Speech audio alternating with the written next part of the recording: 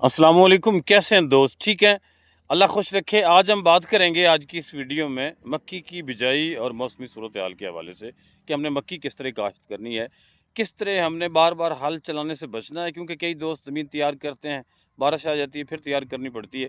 तो हमने इसको किस तरह आगे लेके चलना है, ठीक है। उसकी एक मैं मिसाल छोटी सी आपको देता हूँ जी। मिसाल मेरी क्या, बुज़ुर्ग कह गए हैं कि जो सावन का महीना है, इसकी बारिश की सूरत हाल ये होती है कि भैंस का एक सींग खुश्क और एक गीला, यानी एक पैच में हो रही है, दूसरा पैच जो है वो खुश्क है। तो इस तरह की इसकी रहती है जी बारिश की सूरत हाल।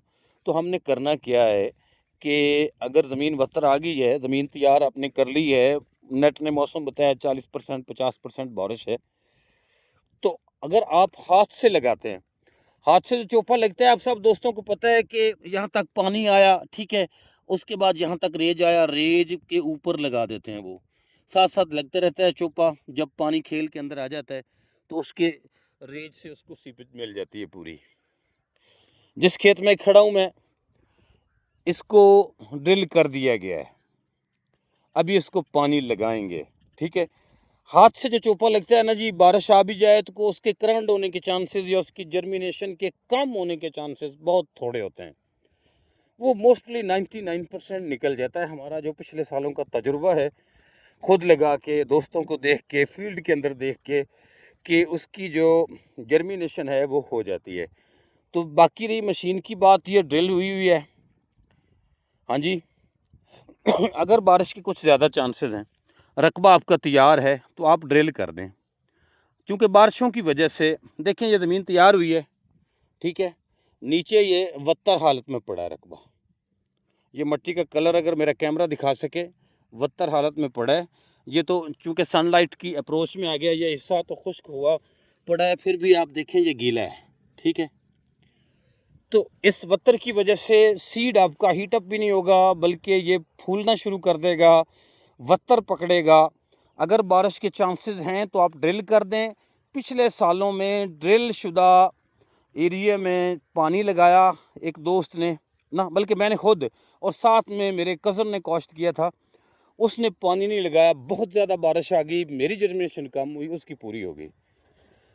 इस तरह आप अगर काश्त कर देंगे, पानी नहीं लगाएंगे, रकबा बदतर हालत में है, आपका सीड हीट इंशाल्लाह नहीं होगा। अगर वो पहले से ठीक है, पहले से ख़राब अगर नहीं है, तो ज़मीन के अंदर आने के बाद वो ख़राब नहीं होगा। ये मिट्टी आपको खुश्क खुश्क नज़र आ रही है, लेकिन इसके नीचे मैं आपको फिर दिखाई देता हूँ।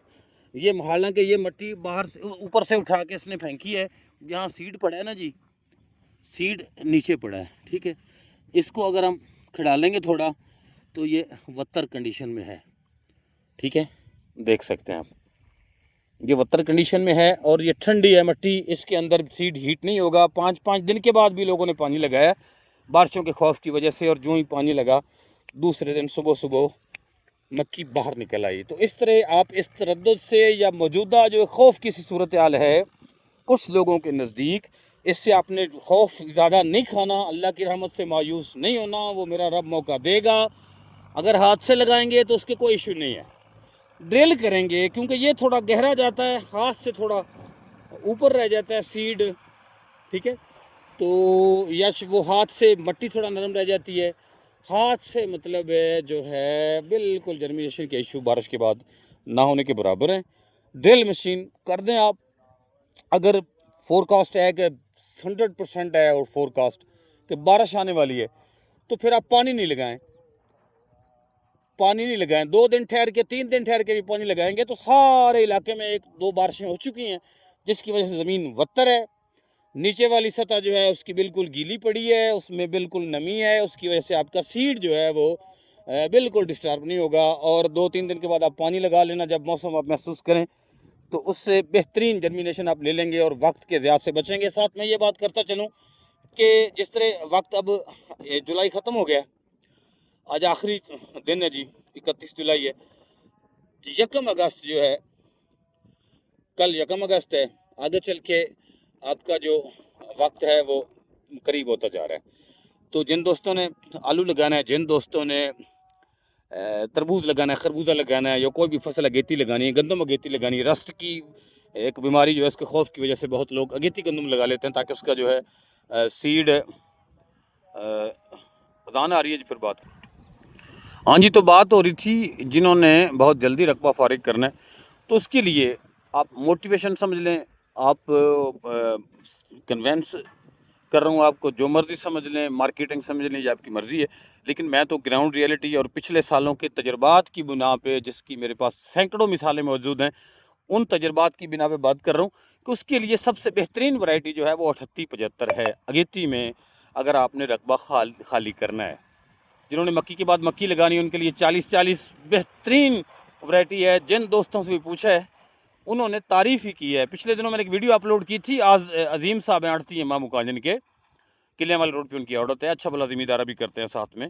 तो एक ह्यूज डिफरेंस है बाकी वैरायटीज़ और P40-40 के दरमियान। तो मैंने पूछा कि यार इतना डिफरेंस नहीं आना चाहिए, तो वो उसने कहा कि स्मोक आ गई थी, स्मोक के ख़िलाफ़ 40-40 ने रेजिस्ट किया, मज़ाहमत रखी, इसलिए अच्छी पैदावार दे गया। और बाकी वैरायटीज़ जो हैं वो स्मोक में इफ़ेक्ट हो गई ज़्यादा, इस वजह से पैदावार का एक ह्यूज डिफरेंस आया। ऑन द रिकॉर्ड है, वो वीडियो भी मौजूद है मेरी।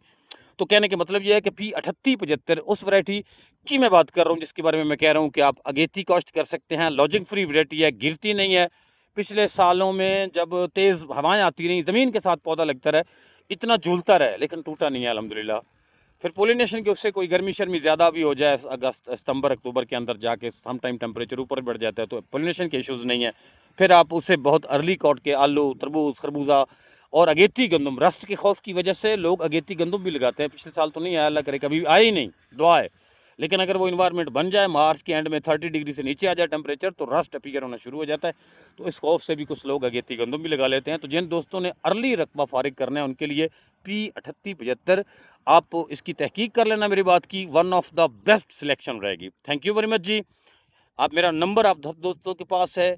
बाकी कमेंट्स में आके जितनी भी रिकमेंडेशन मैंने दी हैं कि बारिश की सूरत में अगर मौसमी ख़राबी बताई जा रही है, जिसके हम थोड़ा सामने भी कर चुके हैं, एक एक दो दो दफ़ा लोगों को रकबा तैयार भी करना पड़ा। अगर आप समझते हैं कि इसमें कोई बेहतरी लाई जा सकती है तो नीचे कमेंट के अंदर आपने ज़रूर मेंशन करना है। Thank you very much. अल्लाह हाफिज़, दुआओं में याद रखिएगा।